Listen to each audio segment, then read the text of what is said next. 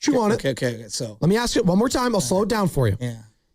If the Warriors don't get LeBron, will their offseason be more disappointing than the Giants' regular season? So what's been more disappointing, if the Warriors don't get LeBron or this Giants season in totality? Okay. So as I'm thinking about this, I'm going back to what did I think the Giants could do? I thought they could win 80-something games. 80-something, right? Yeah, the over-under on the season was 80.5. Yeah, and I think I hit the over. I think I did too. And I'm way wrong. Okay, so that's the moment. But did I think that they could win the division? I said the boldest of bold takes to me, they win the division, which means I didn't think that was it's a bold take. Didn't think it was a sincere possibility. When you have Steph Curry, you do have a different, gun in the holster than anything that the Giants have.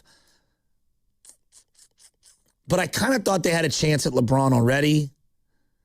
So as I'm thinking this out and I'm going through it, I think for a lot of fans, because the alternative is nothing, they're going to say not landing LeBron will be more disappointing than the Giants season. Because I don't think a lot of fans had high expectations for the Giants, as disappointing as it's been and as bad as it's been.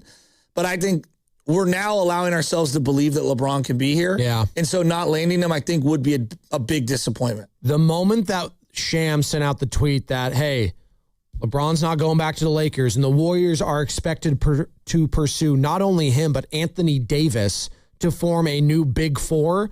The moment that tweet was sent out from Shams Charania of ESPN, I think Warriors fans were hooked.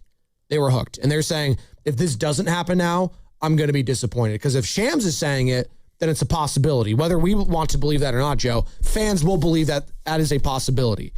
And I'm actually wrestling back and forth with this one, because there was a lot of optimism from a lot of different people on the Giants heading into this year. A lot. Now, there were some question marks. I mean, Tony Vitello being the biggest one probably, and how it started even before the season started in spring training, when he's addressing the media, going out of his way to talk about how the hiring happened, how the news was leaked, all of that. It was very strange. It was like, okay, is this guy like hung up? Like, did he think he made the wrong decision coming here? I don't know. Obviously, the slow start to the season with Logan Webb, Robbie Ray, Rafael Devers. There's been a lot of drama back and forth. Robbie Ray kind of like poo-pooing his own manager in the first opening weekend of the series against the New York Yankees. Like, very strange stuff this entire season. It started off bad. I think we're also just so resigned to the fact now it's just kind of like the season's been over for a while as far as like making the playoffs. So I think fans are overall just very reserved on the Giants. And the latest emotion that will actually like be shown is if the Warriors don't get LeBron, they will be pissed. Now, pissed? They will be pissed. I think they'll be disappointed. I'm not pissed. I do think people will be angry at Mike Dunleavy, and I don't think that's fair. That's going to happen no matter what. You think so? Yeah, I'm listening to people like, this is all Steph and Draymond, and Mike has nothing to do with it. People do realize that they have to navigate the salary cap here. See, I'm glad you said that, because then, like, it was kind of our conversation yesterday in Brock and Shanahan. Two things can't be equally true in this scenario. It can't all be on Lacob, Draymond, and Steph. But then if LeBron doesn't come here, it's Mike Dunleavy's fault? Like, what? That doesn't make sense. It's because Mike Dunleavy got on the phone last and LeBron didn't like the sound of his voice and he hung up. Like, see how ridiculous that sounds? He would have signed up for Steph, but the team around them is so bad. I mean, I don't agree with that. He didn't want to splurge for ancient Anthony Davis and his two broken femurs. Like, come on, dude. Like, come on. By the way, the latest, Dave McMenamin was on with the Rich Eisen show. And you know Dave McMenamin, basically the LeBron coverer for the last handful of years. Isn't he also married to one of the Andrews girls? Correct. Yeah. Women? Yeah. Malika. Oh, good. Malika, thank you. Yeah, they're married. I believe Nick Friedel was at the wedding. Cousin Nick. Nick was at the wedding? Yeah. I believe so. God. This is Dave McMenamin on Curry's involvement. Sorry, I wouldn't have wanted to go. In the LeBron pursuit.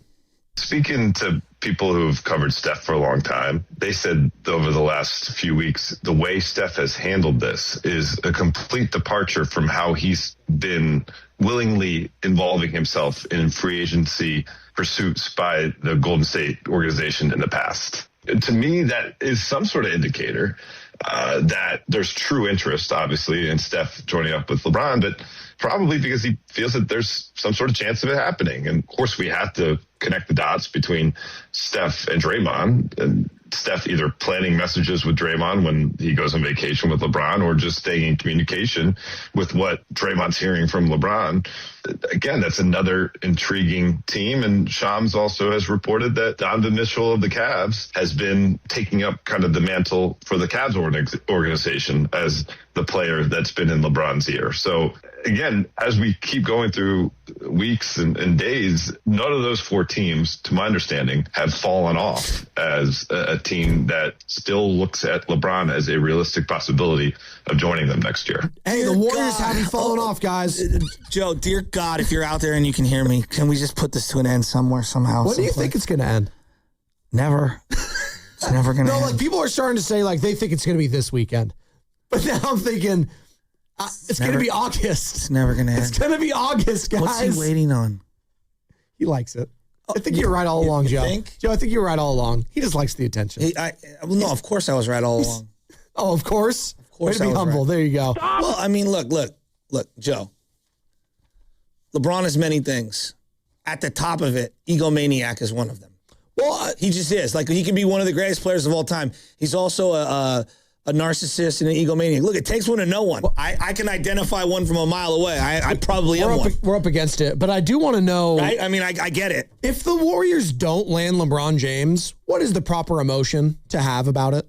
Like, like there needs to be like, you can't be sad and angry and disappointed and all that, right? You have to be like level-headed here. When we land him, I'm going to go to Union Square and I'm going to start interviewing people live during the middle of the show. I am dead serious. Are you really? I am dead serious. I have to throw an egg on you before that happens, though. No, that'll be the next day. Oh, that's the next day. You Okay. got to build up to that. We got to get the audience. We got to get the audience. Oh, we got to make it a big thing. Okay. Yeah. Maybe we could have a winner come in here and throw an egg at you on my behalf.